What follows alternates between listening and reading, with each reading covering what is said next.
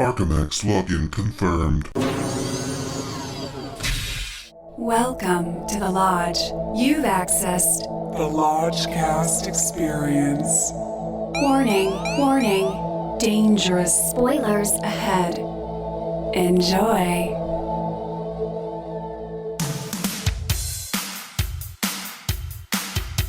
The Lodgecast is a little podcast where we watch weird movies, so you don't have to.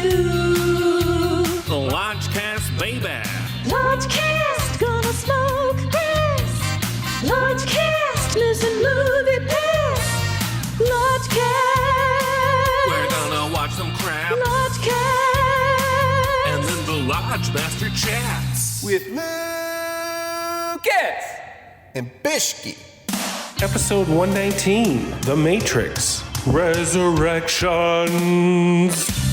Hello and welcome to an extra special cybernetic episode of the Lodgecast. I'm your Lodge Master. With me as always, his brother Bishki. Whoa. And returning in the tundra of Minnesota in which we remain. She promised she'd be here, and she fulfilled that promise. Once again, it's Sister Emma. Hello. Welcome back to Bishki's parents' minivan. Yeah. I was going to name it, but I don't know what kind of, it's a Toyota, but I don't know what it is. It's just luxury is what it is. Yeah. It's a beautiful minivan. It's the perfect vehicle and the perfect venue to be recording in outside of the AMC Maple Grove Arbor Lakes 16. That's where we're seeing tonight's movie, Matrix Resurrections, in glorious IMAX. Yes. I mean, excited. We're fucking doing it, guys. Mm-hmm. Yeah. They reserve one showtime a day that is not Spider-Man. They allow something else into the IMAX, and Matrix Resurrections will grace its giant screen. Now, before we go in there and do battle with whatever the fuck this is, what is our history with the Wachowski film oeuvre? Not much for me. Yeah, let's get Emma out of the way here. Well, I thought I could get through the trilogy. Yeah. And How far did you get? I got through The Matrix. You didn't reload and you didn't revolve. I went to the Wikipedia pages. Yeah. And they're dense. Yeah, and just the runtime and how they were received. I was like, I just can't. Oh, you got spooked. I couldn't. You got spooked. That's fine. It's good that you could admit that. You're not just pretending. Well, it's like it's the same movie reloaded, right? Well, Brother Bishki did run the series. I did run. Well, I didn't go all the way back to the Matrix because a few years ago on the Lodgecast, we went to the 20th anniversary in Dolby. And it was fantastic. And Brother Dave had never seen it. And we all got red-pilled hard on the first one. And, so good. Everyone was like 3.5 to 4 bones. Yeah. Emma, what would you say revisiting it? Oh, I think it's like a solid 3.5. There you go. Yeah. Yeah. Like it is what it is. It's very... There's nothing. It's singular, right? So you got red pilled with us. Yeah. Okay. And then this week, watched Reloaded and Revolutions. Bishki, you always take the bullet in bullet time. Yeah, and they're both about 2 bones, I think. Yeah. Really? Well, I mean, there's cool stuff in each of them. Is Rob Zombie present? No, the tunes? No. The tunes aren't as good. The CG is really bad. Like they kind of get rid of bullet time because they did it in the first one. Like they don't do it that much in the other ones. Right. And so they just do like CG, but like CG has improved a lot. But it was great at the time. At the time, yeah. You have But to see it in context. Yeah, but going back, like some rough CG, and they get stuck on Zion, which is like Earth, in whatever year they're in. Yeah, underground. Like it's basically the real world, outside of the Matrix, but everyone wants to go in the Matrix. Yeah, like, I was never a fan of Zion. Yeah, that's the key is like you got to stay in the Matrix and like fight in the Matrix with like skyscrapers and cool modern things where you have superpowers. Yeah, because in Zion you're just in the real world and you're just fighting like the Sentinels and they look like CG Transformers and it's terrible. Yeah. Anyway, I always have a problem when it's like a post-apocalyptic tribe of people trying to survive. Like I don't go for that shit. Yeah, well, that's all Resurrections almost, and you did not watch Resurrections. You mean Revolutions? I'm sorry, that's all Revolutions, and you did not watch Revolutions. Well, here's the thing. We're on Christmas break, and I have plenty of time. Yeah. So I was really planning on sitting down and catching up with these silly movies, and then Brother Zach, who always steps in and does some kind of like surgical spoiler that puts a bee in all of our bonnets. This time, he's not touching these movies with a 10-foot pole, but he did say he read that you don't need to be familiar with parts 2 or 3 to jack into part 4, which killed me because I just watched killed you because you were you'd already gone through it, but I was like 20 minutes into Reloaded. And you're like, oh God. And I was like, you know what? I'm going to be a different kind of professional and not watch these fucking sequels. Okay. So you dropped Reloaded. I dropped it so hard. I dropped it like a bad internet connection. So I'm going straight from part 1, a little whisper of part 2, and then I'll go straight into this, whatever this is. Well, because part 2 and 3 are like the same movie. I mean, I'm just fresh off Wiki. So like they were released 6 months from each other, and it's like they shot concurrently. Revolution starts right after Reloaded ends, right? Yeah. Yeah. So it's just a big movie. And we might not even need to know about any of that, Bishop. Yeah, thank God. But coming out of whatever we're about to see, it'll be good that you have that knowledge in your mental hard drive. Yeah. Neos should be blind, but he's not going to be. But anyway. And Carrie-Anne Moss should be dead, but she's not going to be. I think he's going to be John Wick with some fucking latex on. Yeah. Is Jada in this movie? Jada's in it. Oh, good. And taking us to the red table pill? Yeah. Red table pill conversations. And I'm excited about Carrie-Anne Moss. I really think, even in the sequels, she's really badass. She acquits herself nicely. She's good in all of them. So I'm excited to see her back. She commits. Yeah. I feel like. And she can act. Yeah. Which is a different approach than Keanu takes. Yeah. Keanu's Keanu. Like he's just Keanu. He's just a brand. Yeah. But he's like a nice guy. Yeah. And that's why everybody loves him. Yeah. Yeah. Before we go in there and face this thing, what is your history with the Wachowskis, Bishki? Well, the Lodge has a little history because we, in lockdown, watched virtually. First, we watched Bound, which is a great kind of indie 90s movie, and then we jumped forward and watched Cloud Atlas as a group. Oh, that's a serious one. That is a 3-hour. It's special. It's very special. It's a must see. It's a must see. Yeah. Anybody that listens regularly to this particular program should really see it. If only there's a lot of different segments in it. If only for the segment in which Tom Hanks is in some sort of future primitive state in which language has kind of rebooted itself and they speak in this strange dialect in which they talk of the true. The true. Ain't no blade can protect you from the true. You need to see that shit. Yeah, you need to. And Hugh Grant is like, some would say, a problematic tribal figure with war paint. Yeah. And cannibalistic tendencies. So you got to see it. It's special. Take a night. It's a whole night. Yeah. But take a night, watch it. Have an edible. Yes. I would say don't bother with Jupiter Ascending, which was... I would say bother with it. Oh my God. There is a sport in which they're on basically flying rollerblades and they play like flying rollerblade space hockey. And Channing Tatum is a dog man. Okay. And it's also 3 hours long. That one was, to me, that was a woof and a bomb. No. It's half a bone. But so this one's just Lana Wachowski is directing Matrix Resurrections, and I mean, what the fuck is this going to be? I don't know. Well, he still knows Kung Fu. That's all I know. I still know Kung Fu. He still knows Kung Fu, but the sequel is so late. Yeah, it's like a lot of these sequels lately that, and they're just rolling the dice. Like, do people care anymore or not? And we'll find out. And the sensibilities of these films are from a bygone era. Like when you watch where are they going to find a payphone? or a landline. Yeah. No, that's out of the question. But the CG will be better. You think? Maybe. I think it'll be differently bad. My expectations are in a sub basement at this point. Yeah, I'm not going into this as a four bones. No. No, I think we're gonna build up the train. We're gonna subvert the template. Yeah. No, I'm not going in. I'm going in as a wolf, and we'll see how far it climbs. I mean, it's it's Keanu's party to cater here. Let's see what he does. Hey, if this knocks it out of the park and is amazing, that's exciting in one way. Yeah.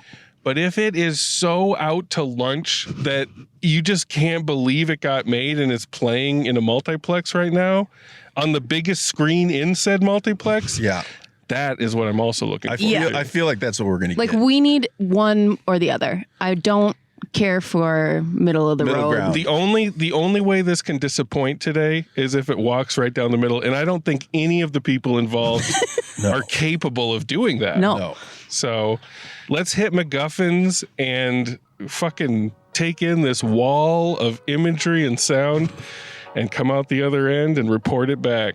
And we may even call in the hothead on the West Coast to see what he thought, because we know he's seen this. Yeah, if we're lucky. If we're lucky, he'll pick up and heed the call.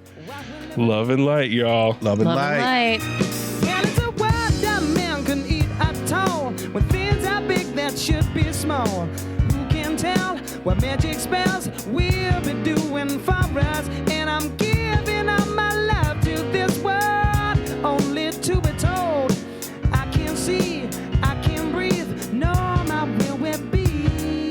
And nothing's gonna change the way we live, 'cause we can always take but never give.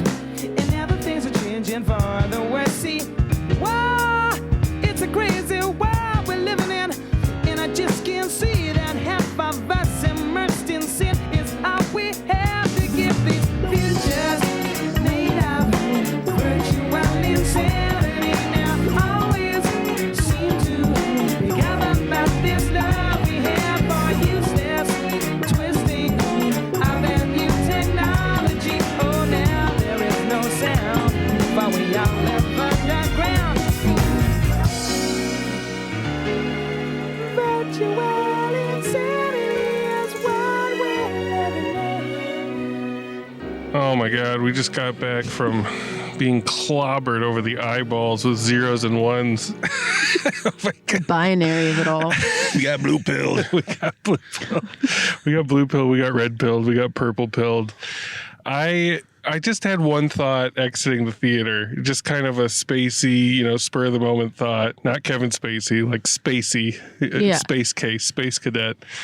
And it is, holy shit, I need to talk about what I just witnessed. Who am I going to talk to about this fucking movie that I just saw? And then I realized we were doing a motherfucking podcast and you guys are on it. Yeah. So we're happy to help. Thank Christ. Thank the Oracle. Thank Neo that we have this to help process what we just witnessed. And before we set our processors to crunch all this data. Fishy! What's that shot? Rotten Tomatoes. Find out if his reality is a physical or mental construct. Mr. Anderson, a.k.a. Neo, will have to choose to follow the White Rabbit once more. If he's learned anything, it's that choice, while an illusion, is still the only way out, or into the Matrix. Neo already knows what he has to do, but what he doesn't yet know is that the Matrix is stronger, more secure, and far more dangerous than ever before, period. Okay, so what I didn't know about this, and the glory of not reading into anything before seeing a film that we're going to Lodgecast, is that I didn't know they were going to go meta with this. Did you guys know? No.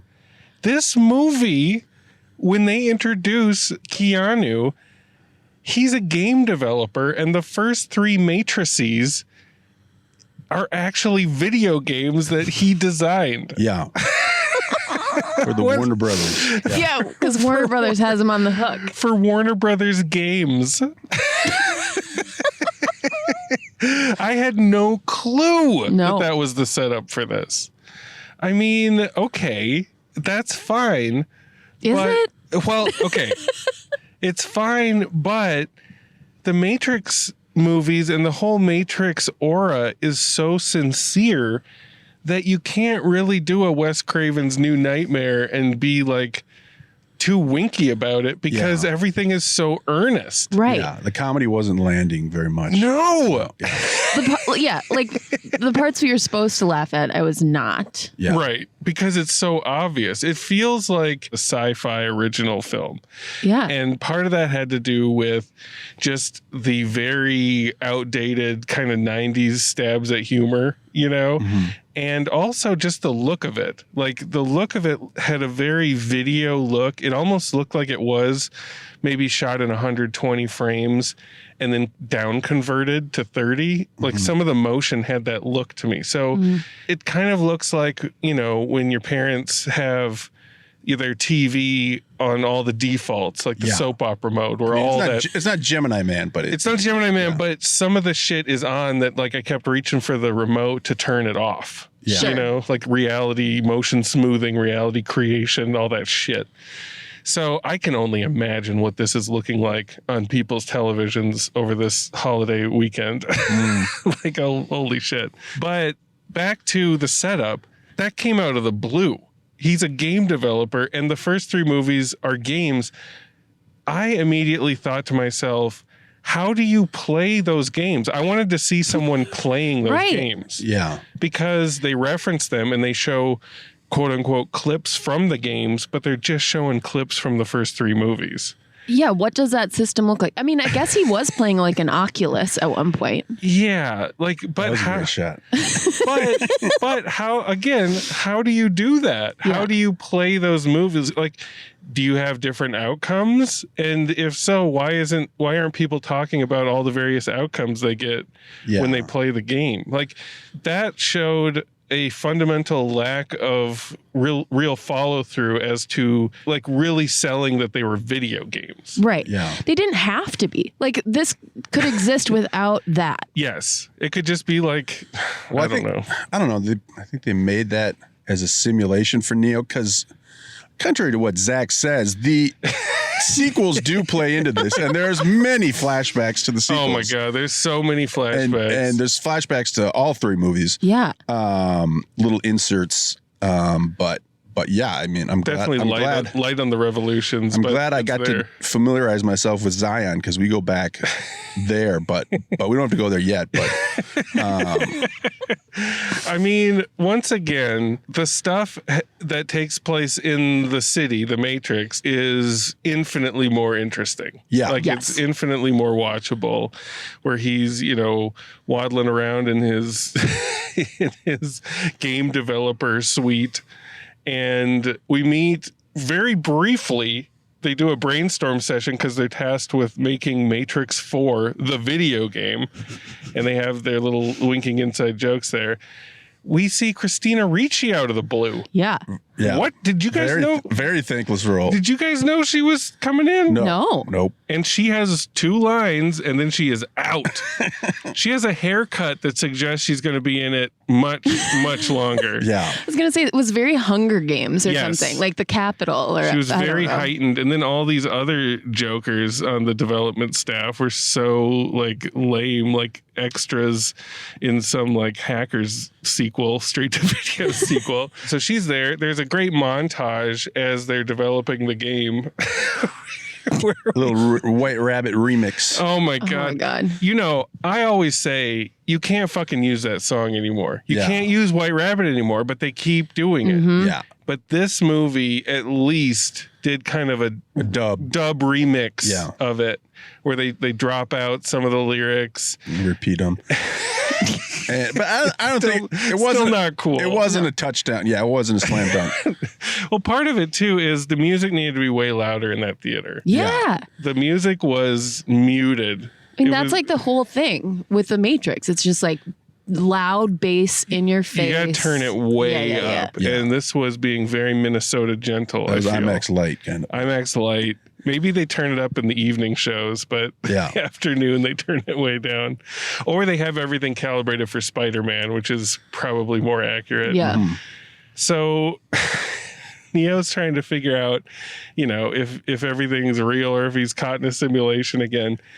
And I mean, Keanu, love him, but he is one of the absolute worst actors working today. Like, of the superstars that we currently enjoy in Tinseltown, he's the worst. He's so bad. Yeah. I'm just used to him. I know. I can't really. It's like kind of endearing. It is. Yeah. And he's kind of, at this point, he's kind of like a Gary Busey-ian figure, but with like more of his marbles intact. Yeah, more charisma maybe. A little bit, but he's got Gary Busey's lower teeth. Like, Yeah. his teeth were terrible. I could not stop staring at those teeth.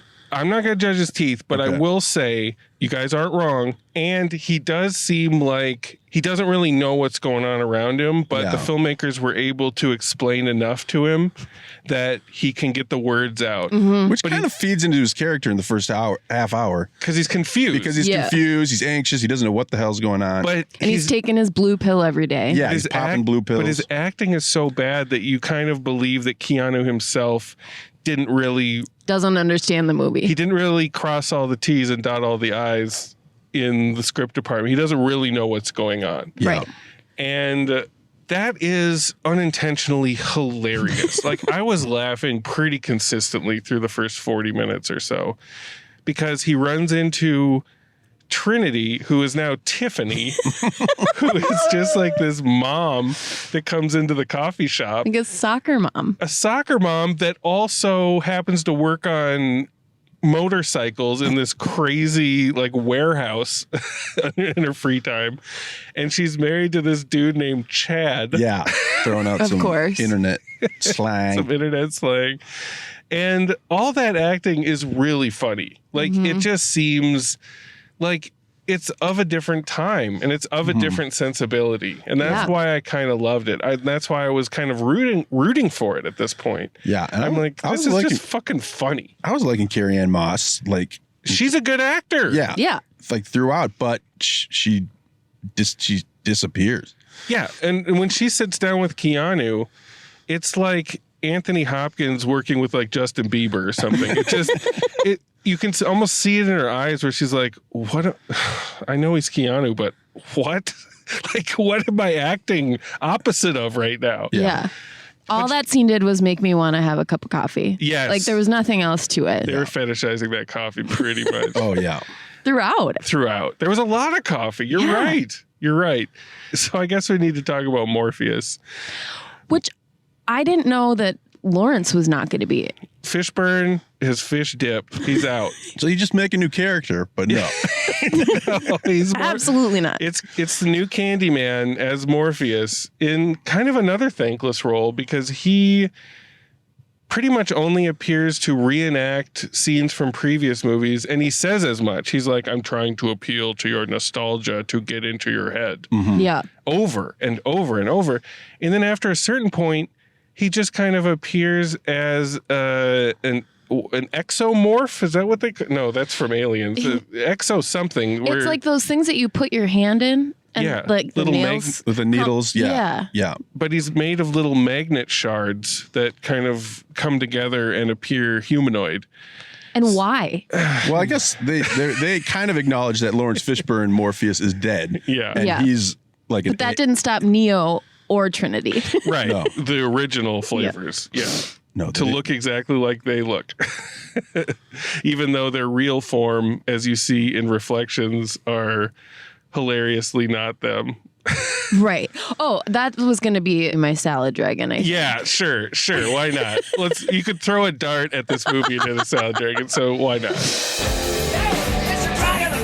The Salad Dragon. A scene in a movie that is so bizarre, baffling, or transcendent that it instantly justifies the price of admission. Or Reese Witherspoon's leafy transformation in A Wrinkle in Time. When he finally is like, I'm going to take the red pill, and they go through a mirror, and then he looks at himself, and he looks kind of like Jared Leto in House of Gucci. I was going to say Lieutenant Dan in Forrest Gump, but we could mash them both together and we'd probably come pretty close to what he looks like. It made me giggle out loud seeing that. I couldn't get a read on the audience in that IMAX theater. Like, there's not a lot of noise. It was anyone. very quiet. And then when something would happen that was supposed to be funny, everybody would laugh. And then it would be dead silent again. Right. And we were laughing pretty much throughout. Like Emma was just like muzzling herself because she was laughing so hard at some of the serious, quote unquote, serious stuff.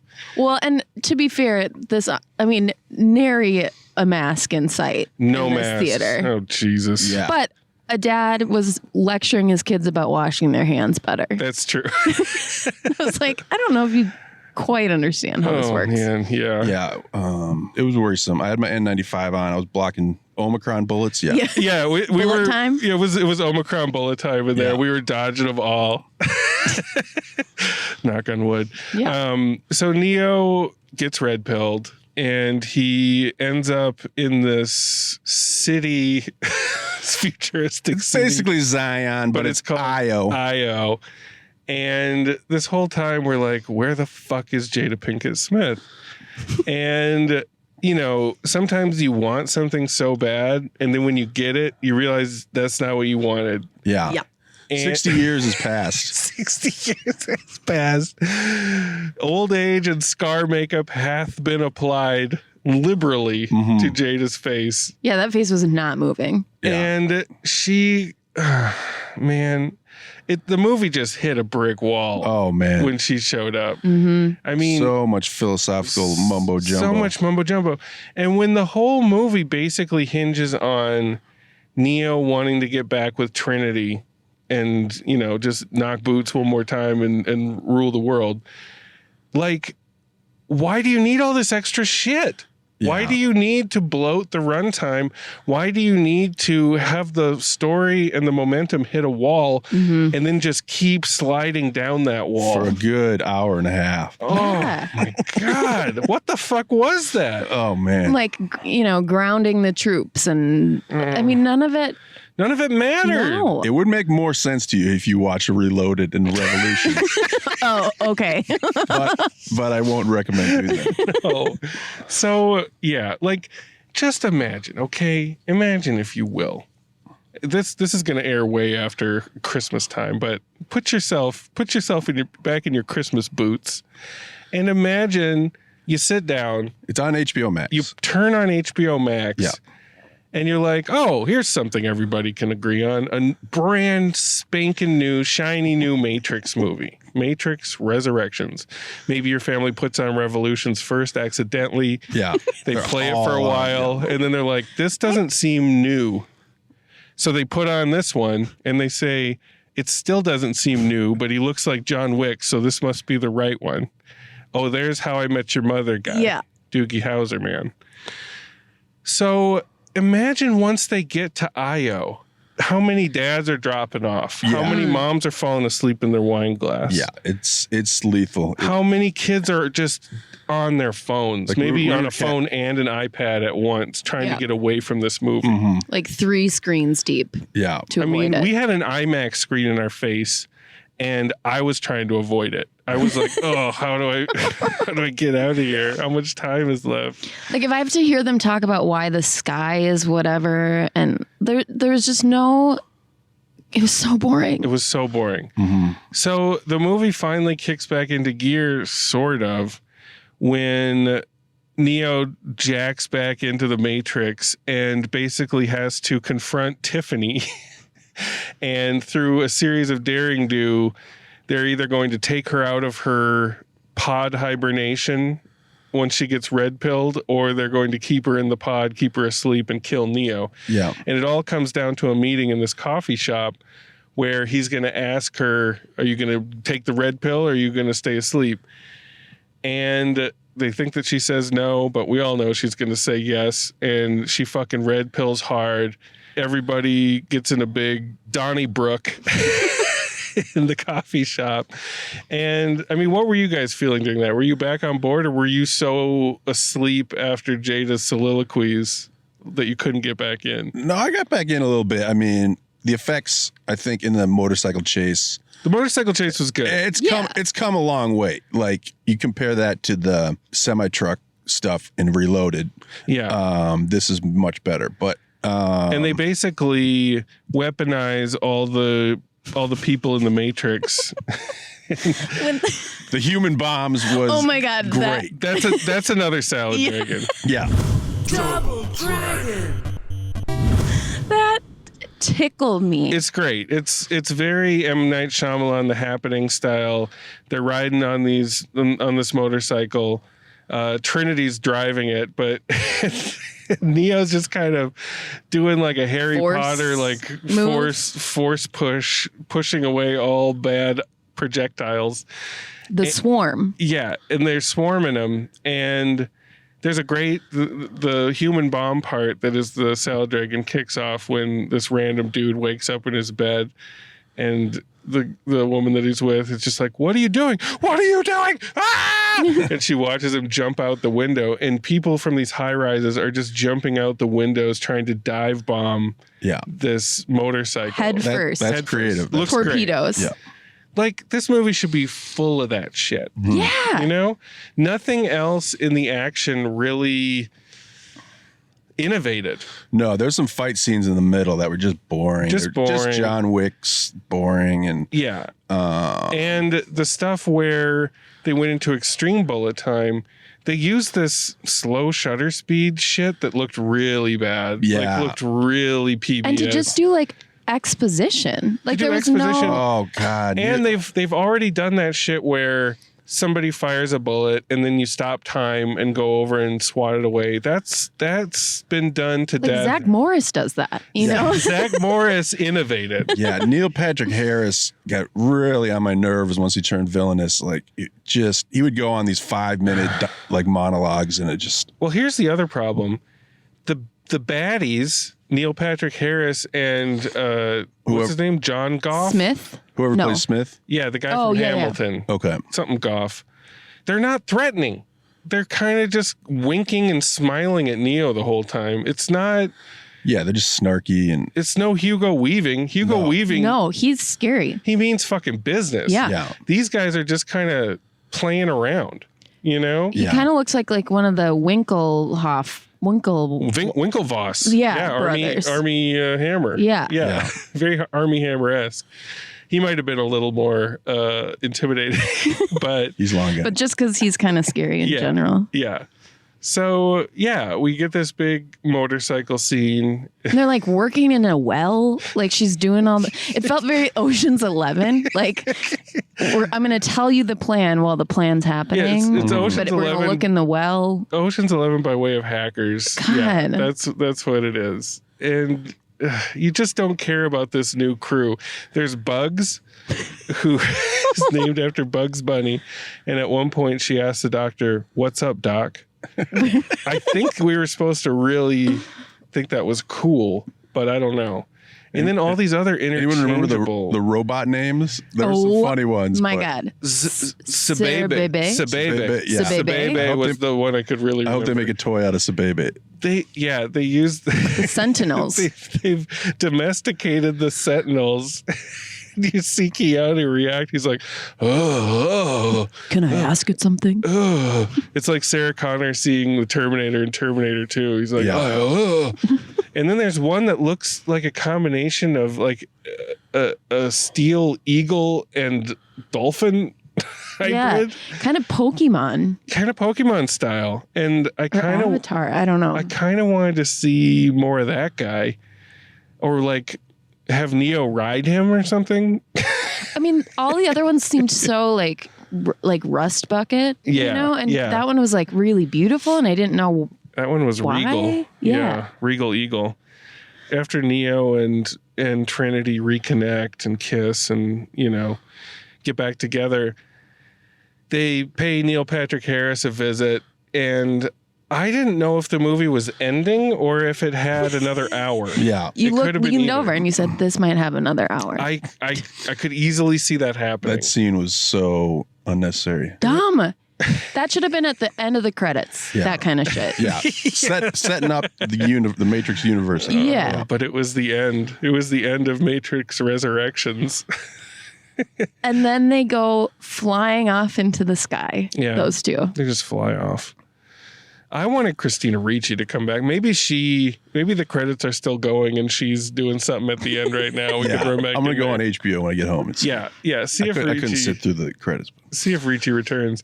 And then the end credits had a Rage Against the Machine cover by that band Brass Against. Rise Against? Or Brass Against? It's a brass-based Rage Against the Machine cover band. And they were in the news recently because their lead singer had to take a tinkle, and she invited a fan up on stage and just pissed on his face. Whoa.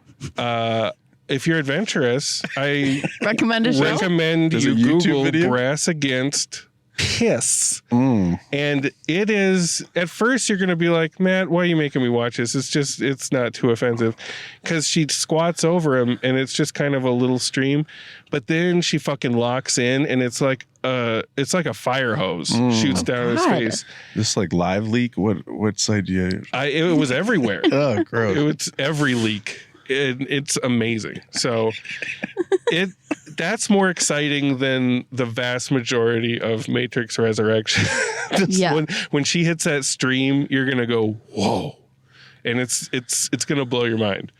But is there anything else we need to talk about with this? I mean, the fundamental question is, why does Neil Patrick Harris resurrect Neo and Trinity? Yeah. Like they don't explain it. Like he talks for 5 minutes and they do not He's explain. like, we worked for years on bringing you back. years to bring you back. Why? Why would you resurrect these guys that, if he is the villain and working for the Sentinels, because he said something about like, you guys create the most power or something. Oh, it's an energy thing. Yeah. Maybe they'll fully answer it in part 5. I do remember like a total dunk on the Matrix back in the Roger Ebert's movie Mailbag, when he said cows generate more energy than humans with their brains. So boom, Matrix did that. Boom. On that note, let's go to Matrix Bones. I can feel it in my bones. All right. Sister Emma, you set the table for this one. All right. First to bone. You write the initial code. All right. Winning, like we said, feeling pretty woofy about it. And it didn't budge too much. No, it tried. It's like when Neo tried to fly. Yeah. And he couldn't do it, and he said, "No, that's not going to happen." Well, and then she ends up flying. Anyway, whatever. But I'll give it bits of bone for certain things. Bone shards. Yeah. So we get a shard for the bot human bombs. Yes. Yeah. Dive bombing. That's solid. And that scene, I think, was like more fun and inventive. Yeah. Like if you're going to do a new Matrix, like you have to stretch it a little bit, right? You got to do something new and exciting. And this was not that. So I'm going to give those a half a bone. Okay. And that's it. It's getting a Roger Ebert Memorial half bone. I hated this movie. Got him. Yeah. All right. That's all it deserves. Locked in, half a bone. Brother Bishke, what are you going to do? I know you enjoyed some of it. Look, I've invested time into this series. So I can't, it's like Star Wars movies. You can't just woof them. No. I mean, you can. But so I was having fun when they're in the Matrix in the first half hour. Yeah. The middle hour and a half, I was completely checked out. It's like House of Gucci. Yeah. The center will not hold. But I did get back into it, and just from being with them through all the movies, the Carrie-Anne Moss Keanu connection Your old friends did touch my heart a little bit when they. Did you cry? No, definitely not. But so the last action sequence and Carrie-Anne Moss, I'll throw half a bone for the first half hour, half a bone for the last half hour, half a bone for Carrie-Anne Moss because I love her. Yeah. 1 1/2 bones. Nice. Sure. Fairly kind to it. There was a lot of laughs too. So yeah, that's true. I did laugh. Yeah. Not when I should have. No. Yeah. I like all these itemized bones. I'm going to weigh in, and then we're going to try to call the hothead. Okay. Give him the last word. Yeah. But I don't know if I have itemized bones. I see the green descending code in my vision, and they form together to create one bone. And it's a rickety bone. It's like glitching out. And you kind of got to smack it upside the bone. Got to blow on it. You got to blow on it. Plug it back in. Plug it back in. It's just so inessential. It didn't need to happen. It felt like Terminator Dark Fate. Like, this is dead on arrival. Like, it's something to put on. It's a laundry folding movie. Yes. When you watch the silly film, you should be folding laundry. Folding. Oh, yeah. You don't have to look right at it. It's just, if you want to complete the quadrilogy, just put it on. But it's already on your TV. It's already there. But for God's sake, do something else while you're watching it. Yeah. Enjoy a second screen experience. Do whatever you got to do. But look up occasionally. Look up for Ricci. Blink and you'll miss her. Look up for the dive bombers. And fuck, that's about it. Yeah. I mean, in true hacker style, I did do data entry during Reloaded and Revolution. So, Did you have two laptops that you were going on at once? I had my iPad next to my laptop, and I was just occasionally look over. So I kind of cheated a little bit. Did you have a wheeled chair that you were just like zooming around the room on? And like, yeah, the chair in the basement's not very good, but let's call that hothead. He's a Matrix freak. Let's call that hotheads. Okay, but before I call him, let's predict. Yes, this is my favorite. Okay. I do this every episode. Okay, and we don't have to all three. Let's come together and agree on something. Here's what I think, and we can adjust this. There's a red pill and a blue pill here. He's either going to commend the meta setup, which is Warner Brothers has forced their hand to make a fourth one. Yep. But he's going to say they botched it. And he's going to be like, and here's why they botched it. And here's what they should have done. Yeah. And he's going to have some... There's going to be a live rewrite. I hope so. Yes. That's what I hope. But he could just be Dark Lucas and just be like, there's nothing here. It's a woof. It's just fucking nothing. They just fucking blew it. I think he's going to be Dark Lucas, but then he's going to give it like 2 bones. Yeah. Totally. Something completely... Just rip into it and then be like, but 2 bones. But I have to give it 2 bones, and here's why. Yeah. I hated it. Yes. However. So maybe like, I think 1.5 bones is what he's going to do. Yeah. I think it's going to average out to that. I could see that. All right, let's see. Let's check if we got him. Let's see what this boy has to say. God, I hope he's home.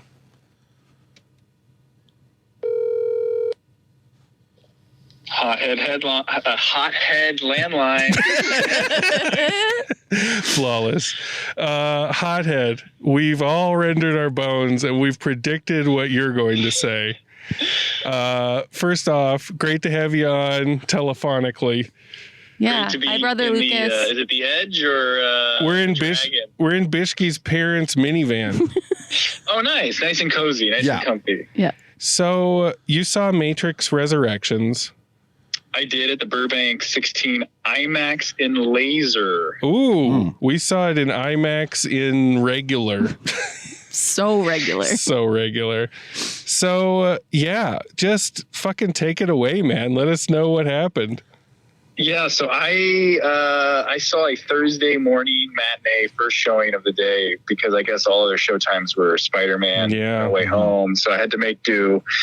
But shockingly, the 11:45 a.m. show was sold out. And when I showed up, it was raining, and when I showed up, I was listening to our previous Lodgecast of Benedetta just as I was walking in, and lo and behold, someone was in my seat, so I had to put the Lodgecast on hold to show them my AMC A-list seat number just to clear it up. You put the smack down.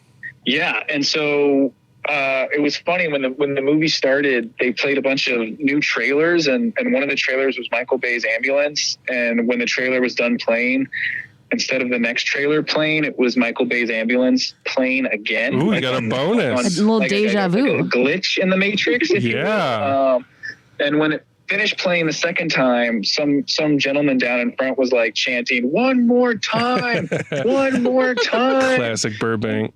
The theater just erupted into joy. And then when the new revised Nicole Kidman ad came on, a good portion of the theater, I'd say a third, like burst into applause, started applauding it. Oh man. So yeah, the Nicole Kidman trailer has touched us all. It's definitely a thing. That's great. But yeah, so when the movie finally started, I didn't really know what to expect. I had run the original trilogy as well as the Animatrix cartoon anthology prior to the Resurrection screening. So I was kind of primed and ready to go, and only saw the trailer like once or twice, maybe like 3 or 4 times. Come think of it, but nonetheless, I stayed away purposely from like all the reviews and what a spoilers. Professional. And at first, in like the first act, I was like, okay, this is kind of interesting. Like I didn't expect this. You've got me on board on the 4-bone train, but then as the movie progressed, like Brother Justin said, those train cars just started getting like detached. Did you like the meta, the Wes Craven New Nightmare angle? I did. I actually it never got as good to me than that montage to White Rabbit where they're just trying to develop the game. I was like, this is what I actually am kind of interested in. But once it kind of went the way it did, it left me wanting so much more. And so by the time I got to the end, it was another classic Burbank moment, right when, Neo and Trinity are about to jump off the roof together. It's totally silent on screen, and somebody's cell phone ringer goes off, and it's a default factory ringtone. It's another glitch. It's but it didn't at that point really affect me too much, because by then I was pretty much over what the Resurrections was resurrecting. So I give it 1.5 bones. That's what we predicted. Nailed it. I give it 1 bone for bringing back Keanu and Carrie-Anne Moss. I think they're both great, but I felt like the entire movie, the 2 hours and 30 minutes, was a very long Act 1. Yeah. And when the movie ended, I was like, this should be the end of Act 1, and there should still be an hour left of movie. Yeah. But I guess it's world building and franchise rebooting, so I'll have to see the next 2 or 4 sequels now. I felt like it was kind of like a special bonus YouTube thing you're supposed to watch before you watch this next movie to kind of set it up. Mm-hmm. Yeah. But not like a full meal. It doesn't feel like it. Yeah, it definitely, there were times where I was zoning out while I was watching it. Maybe the Jada Pinkett Smith stuff. What is up with the Wachowskis loving the old prosthetic makeup? It's so distracting, and you don't bring Lawrence Fishburne back, fine, but to put Jada Pinkett in that makeup was so distracting, and people were just laughing and snickering at it because she was like Yoda or something, but had this weird dull twinkle in her eye that they augmented or something. Yeah. It's a special film, and I'm glad that we're able to have you here, at least virtually, in the Arctic tundra of Minnesota. Yes, it feels very warm and safe, away from the throngs of Omicron. Yes. I heard 3 sneezes in my Matrix screening that I clocked in 2 hours and 30 minutes. And I was like, man, please let that just be the rain. It was a rainy day. It was wet. Well, thanks for calling in, Hothead. We predicted it.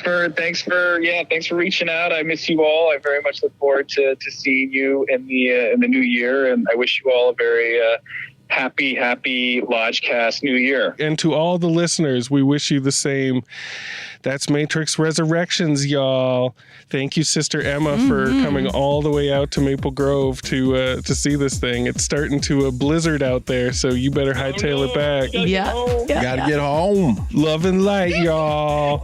Love and light, y'all. Virtual